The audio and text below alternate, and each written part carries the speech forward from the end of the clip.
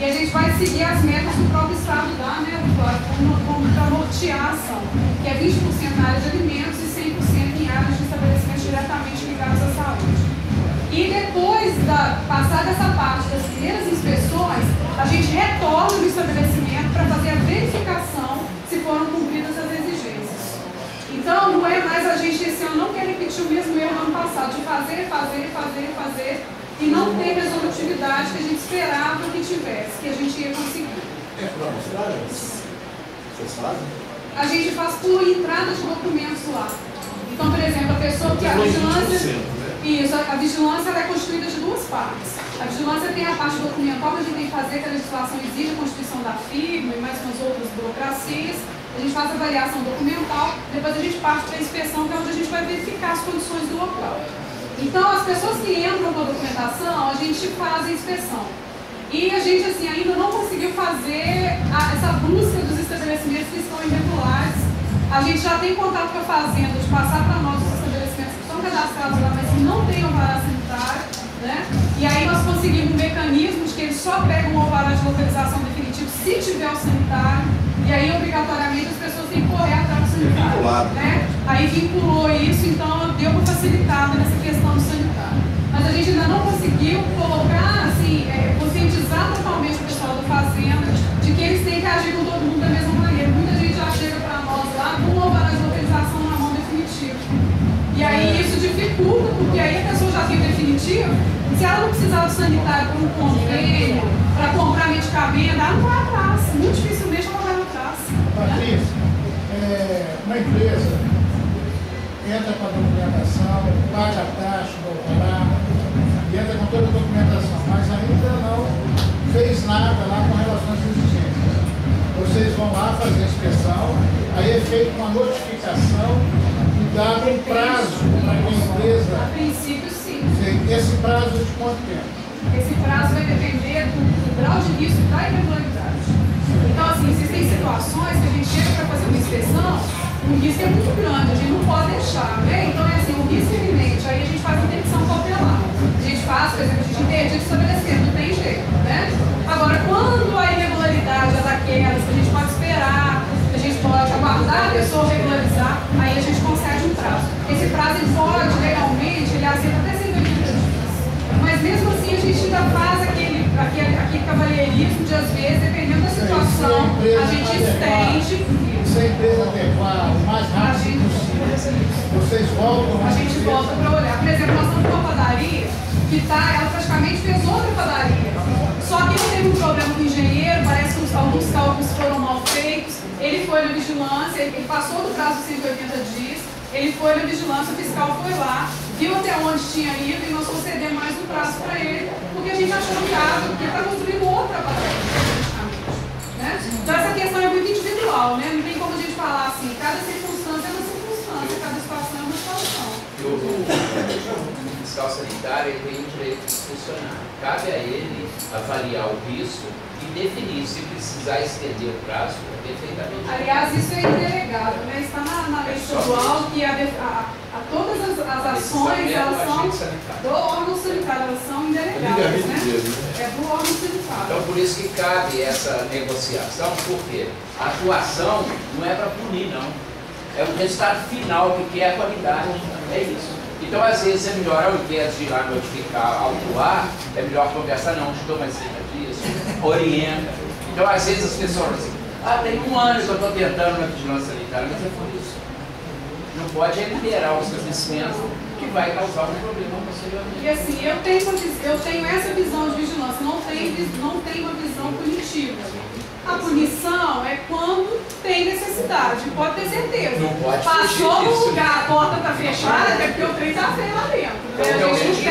Eu não tenho, inclusive, é uma questão de responsabilidade, né?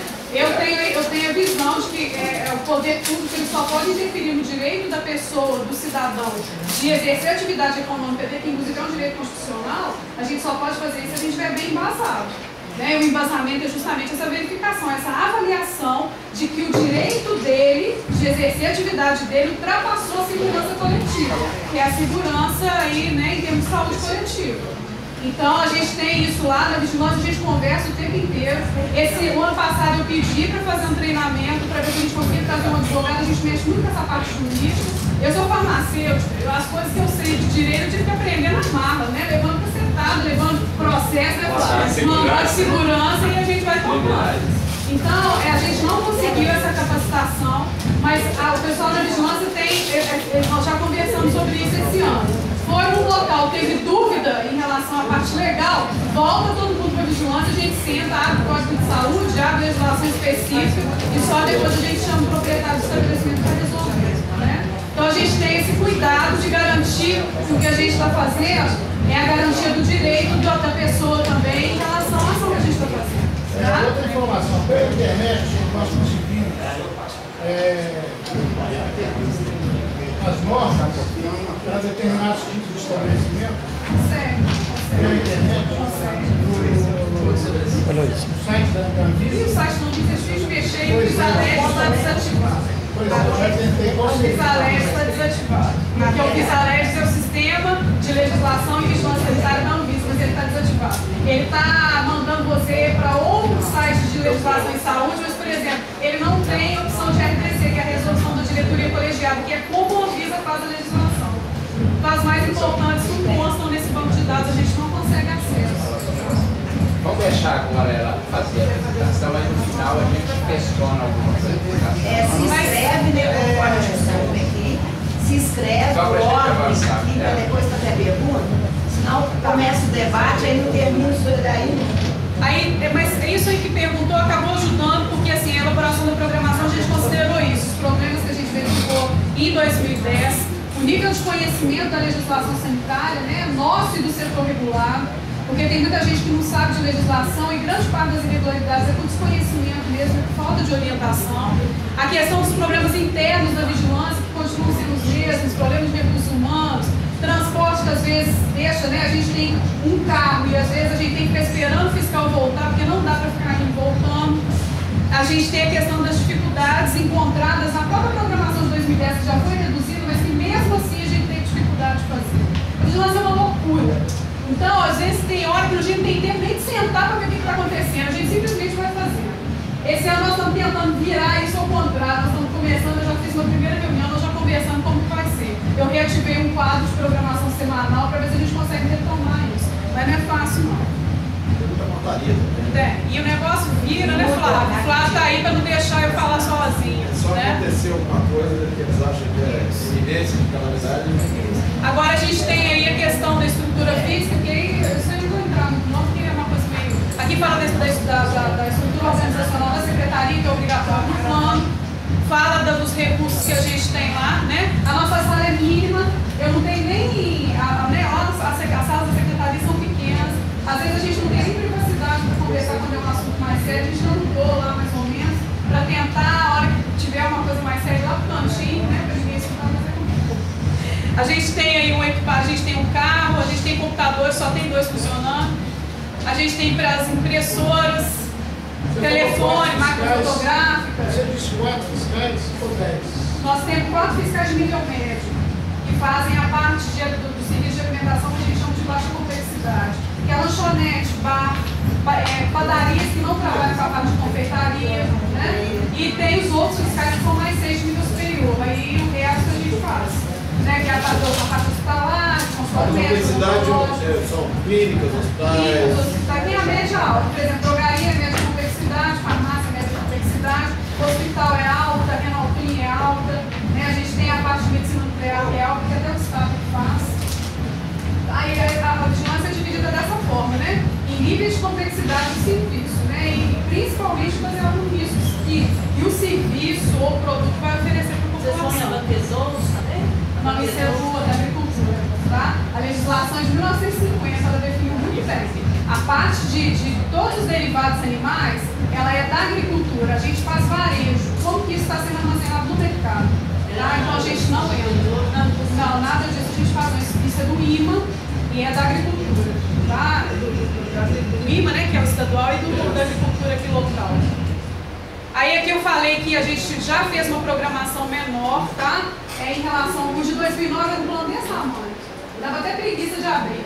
porque a gente não sabia nem por onde começar, com pouco recurso que a gente tem, é difícil. Então nós sentamos todo mundo, o que é mais grave, o que é mais sério, o que tem mais risco, o que tem mais prejuízo para a população, que a gente não pode deixar.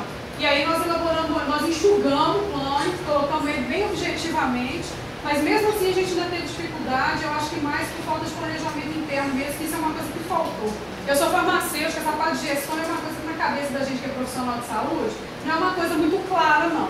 Então é só com o tempo mesmo que a gente vai vendo onde estão as falhas, é que a gente vai conseguindo ajustar, né? E como a demanda é muito grande, é muita coisa que chega ao mesmo tempo, nem se a gente tem prazo às vezes para cumprir, nem sempre a gente tem tempo de sentar e falar assim, ó, vai funcionar desse jeito aqui, isso aqui não está certo, tem que mudar, a gente vai deixando a coisa acontecer, né? Esse ano, nessa programação, a gente já tem a previsão de tentar voltar um pouco essa parte de gestão para ver se a gente consegue melhorar, né, o desenrolar aí das inspeções. Aqui eu falei, né, da questão da dificuldade que a gente teve, dos fiscais terem ficado envolvidos até abril com o TAC que foi feito do Ministério Público com a promotoria. Eles ficaram 4 dias da semana por conta, fazendo só notificação no comércio. E aí um dia da semana para fazer o resto que estava na vigilância. Então de janeiro até abril, ficou tudo que entrou da vigilância ficou parado, para fazer uns outros meses que também não pararam de receber as coisas. Né? Então, isso foi uma coisa que assim, nos atrapalhou bastante. O pior, não acho que a promotoria deu a resolutividade que a gente esperava. Né? Que a gente esperava que a promotoria tomasse uma atitude em relação ao comércio que estivesse irregular. E não aconteceu, e aí vai desmoralizando, vai minando a confiança, né? aquela credibilidade que se tem. E a questão mesmo assim, vai agir, agora eu tenho que mexer porque eles vão pegar. Né? E aí a gente ficou, aquilo que a gente achou que seria auxílio no início, acabou sendo depois, colocou a gente numa situação difícil, porque a gente ia nos próximos, o pessoal falava assim, mas a promotora não faz nada, ninguém faz nada. E a gente também não pode fazer sozinho, porque a gente tem que aguardar da promotoria o que precisa ser feito. Você cobrou da promotoria? Nós já fomos, ela cobra relatório, no relatório que a gente manda, a gente pergunta sempre o que vai ser feito. Mas se ela não estiver resolvendo aqui, é só comunicar a promotoria. E aí a gente ficou nessa situação, né? Aí de abril pra frente, a gente correu atrás porque ficou da vigilância para trás, para tentar colocar. Porque isso, né, Flávia? A promotoria, quando ela entra, a gente tem que às vezes aguardar, né, o parecer dela para poder tomar uma atitude. Mas essa é uma ideia. Quanto tempo você está aguardando? Já tem 6 meses. Ela pede, porque ela aliás, já tem estabelecimento vigilância, é tipo assessoria técnica. Entendeu? Porque eles não têm o profissional da área. Vazamento. Então eles pedem esse tipo se fosse um laudo. Então eles se valem da vigilância sanitária para isso. Agora, às vezes, a gente nem sabe o que é, igual já aconteceu o caso aqui, que a gente foi fazer a ação achando que era um processo muito mais complicado. A gente era só uma partezinha, mais para frente que a gente foi ver que era ação mais violenta até. Então, o que está lá no âmbito da promotoria, eles, né, a gente não tem acesso a tudo o que é realmente. Então eles requerem a gente aquela. E ainda tem uma questão, se eu pego, porque isso é uma coisa que a gente falou, teve alguns documentos que a gente mandou, que a gente colocou com cópia, né, para um órgão acima deles aqui. Mas aí a gente indispõe. E aí se eu precisar dela, ela não vai ser acessível a mim do mesmo jeito. Não é por aí não. Né? É sim. Não, na parte dela. Não, ela tá falando da parte dela. Ela não pode te discriminar. Não pode não. Muito pelo contrário. É a função do Ministério Público auxiliar as ações